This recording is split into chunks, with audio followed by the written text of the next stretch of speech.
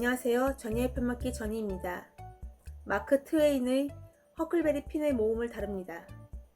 들어가기에 앞서 약간의 상황을 설명하자면 허클은 왓슨 아줌마에게서 도망나온 흑인 노예 짐과 함께 뗏목을 타고 미시시피 강을 타고 가며 모험을 합니다. 그 강을 타고 가다 머무르는 곳에서 사건들이 터지는데 오늘은 두 가문의 원한관계에 대한 이야기를 다룰까 합니다. 두 가문의 관계가 다소 기이해서 사견이 좀 짙게 들어갈 것 같습니다. 그럼 전희의 편먹기 사견이 시작됩니다.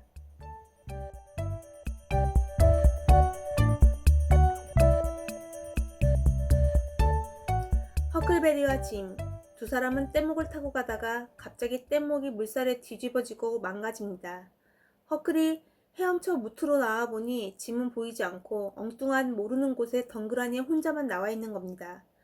남자아이 혼자 있는 걸 본 주변의 사람들이 날도 굽고 어둡고 게다가 어린 소년이니까 근처 자신의 저택에서 손님으로 대우하며 보살펴주고 잠자리와 먹을 것을 내어줍니다.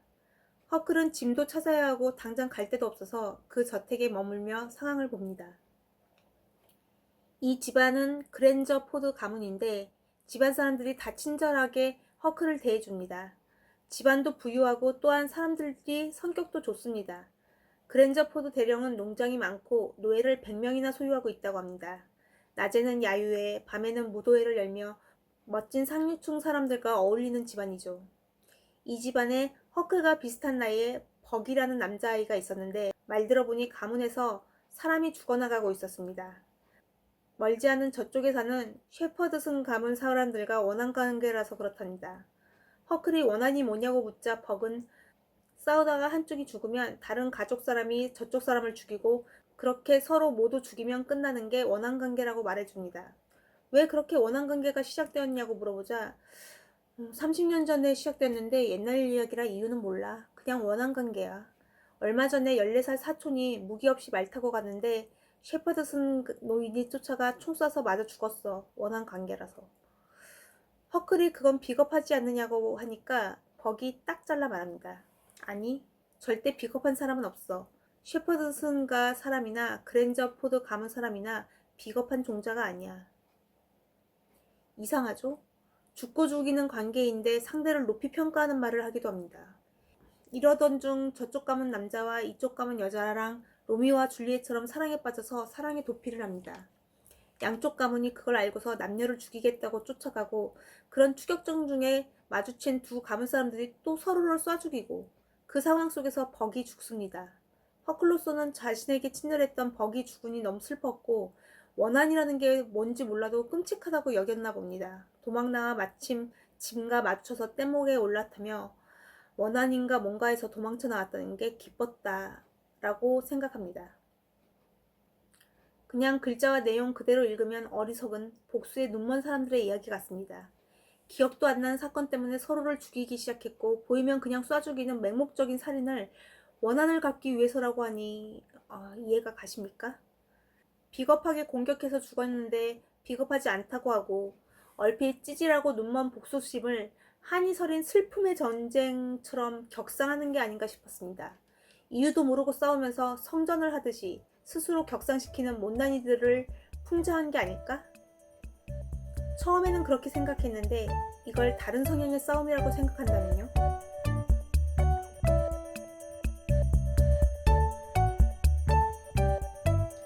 마음의 싸움이라고 하면 어떨까요?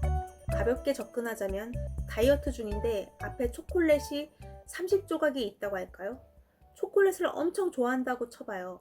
하지만 다이어트 때문에 섭취를 자중하죠. 이 다이어터에게는 나름의 규칙이 있는 거예요. 초콜릿 한 조각 먹을 때마다 청양고추 한 조각을 생으로 씹어 먹는 거예요.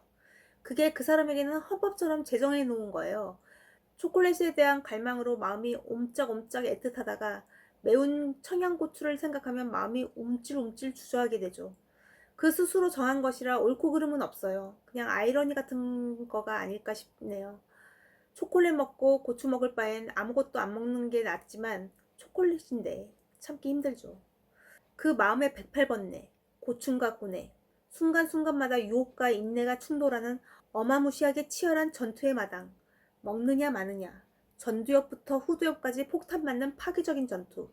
무엇을 생각해도 폭탄, 살이 찌거나 입이 맵거나.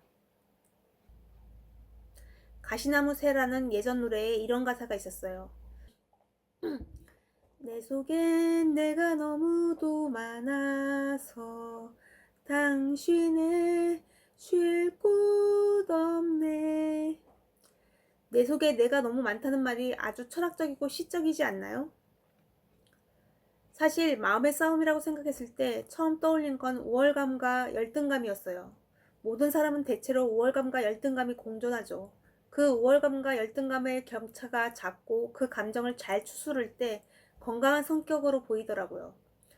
제 생각에 우월감과 열등감은 동전의 양면 같아요. 우월한 듯 행동하지만 그만큼 소심하고 여린 사람이 있고, 열등감으로 휩싸여 사그라들 것 같지만 의외로 어느 분야에서 탁월한 사람도 있어요. 극단으로 치우치는 것은 좋지 않죠. 동전의 앞뒤처럼 붙어있으니 영원히 갈라설 수 없고, 엎어지고 뒤집어지고 하면서 서로 자신의 존재, 우월감이나 열등감을 부각하려 들겠죠.